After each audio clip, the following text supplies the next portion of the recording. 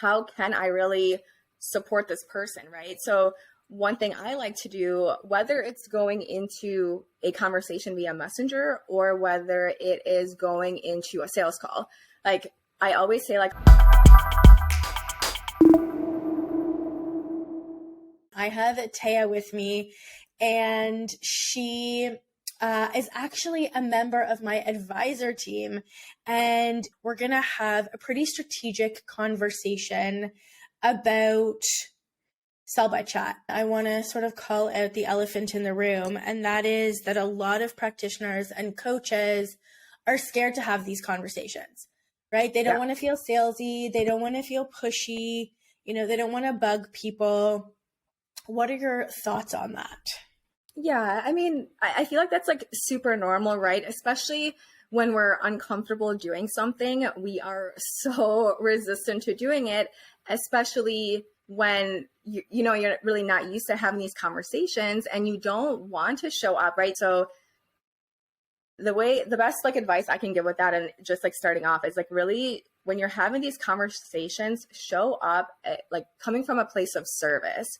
So instead of feeling like, I don't want to get on this. I don't want to annoy this person, right? I don't want to message them. I don't want to annoy them. They're not going to want to work with me.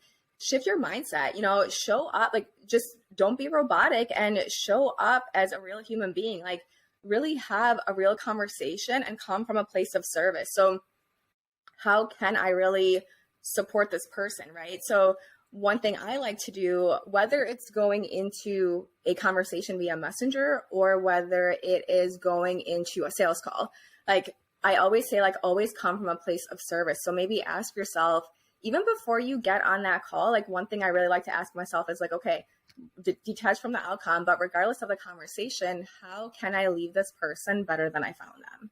So I think it's really important to have a conversation and keep it casual.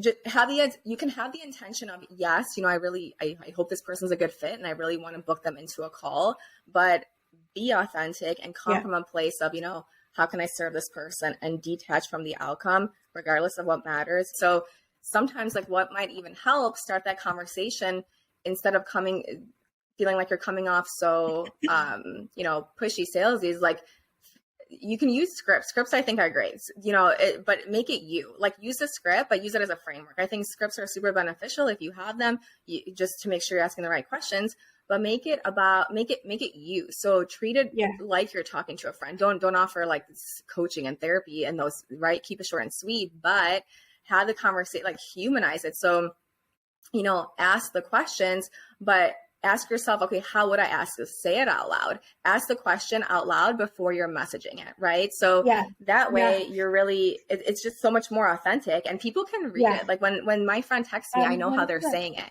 Yep, 100%. And I think that that's a really important point. So like in Zero to Clients, we teach people, to message a welcome post when people come into the Facebook group, or, to do sort of reach outs and stuff like that. And if you're overly formal, if, you're overly scripted, the person on the receiving end, they can feel that and they're not going to respond to you, but if it's something along the lines of like, hey, Rachel, just saw that you joined the group. Your profile pic is super cute. Let me know, like something like that, where you're like, going above and beyond, let me know, what you're struggling with the most, and I'll see if I can provide some help, and like smiley face, emoji or something like that, where you're, again, to Taya's point, like you're humanizing this. You're not like, good afternoon. And not that you would say that, but it's like, if it doesn't sound, especially in the PMs and in the DMs, if they don't sound like how you talk, then the person on the receiving end can smell it a mile away. Totally. Yeah. How would we go about, really initiating those conversations for the purpose of qualifying people to see if they're at a state where they should be getting on a call? Like, what is your process for that? Right. That's a really good question. So, I mean, in terms of initiating the conversation, it depends how I guess I'd say how that individual has entered your world, right? Like whether it's like through like the Facebook group, maybe you did a hand raise post. It really just depends on how they're entered in terms of initiating it.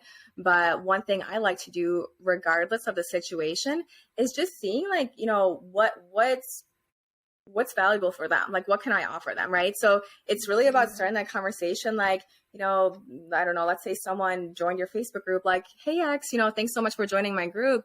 I'd love to create some additional resources for you. Like what is the most valuable for you that you feel like you need right now? You know what I mean? Just ask. Yeah. It's really just having the conversation and asking the person, hey, what do you need? Yeah, you know, like that's really it. Is there anything I can provide for you? What do you need? And when you are keeping it so like, hey, is there anything, you know, I can offer you, more likely than not, they're like, yeah, you know, I could use, you know, help with XYZ. And then you can dive into the questions, because you do want to, and you want to make sure you're asking the right questions. Again, like you want to keep it casual, but it's so important to ask the right questions in order to qualify a prospect, right? Because qualifying a prospect leads to better calls, which leads to more conversions, which obviously leads for you to have more clients, yes. Especially quality clients, right? Like you want quality clients. You don't want to just like yes. work with people. And I think this is where people go wrong actually in the qualifying process, which what I've really seen is, you know, instead of so many people go into, well, will this person want to work with me? Like, will this person want to work with you? Do you want to work with them? Right? Like, do they fit what you're looking for? Is that your ideal client? Right? So I think instead of just worrying about, will they want to work with me? This qualifying this person, it gives you the opportunity, you know, to see if you want to work with them. Are they a good fit for you, right? Because it goes both ways. And the energy changes when you are the one qualifying to see if they're a good power. Yep. Totally. Like to see if they're a good fit. And we never, you know, like that's like one thing, it saves you time and energy. And that way you're having a conversation before a call is great. You know, I'd say half of the sales process is completed by the time you even get on the call, right? Because you want to have 100%. Those good, right? Like one, it's your marketing for sure. Like you really want to really connect with your audience, have the right language, the right messaging and all that. Then too, it comes down to your messaging and these conversations, because you need to establish rapport and trust